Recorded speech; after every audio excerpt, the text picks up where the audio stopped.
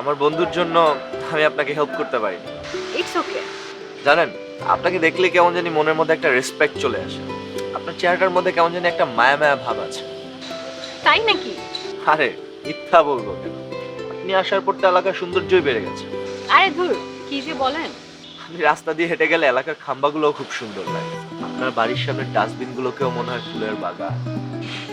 City কর্পোরেশনের drain গুলাকে দেখলে মনে হয় বয়ে যাওয়া নদী।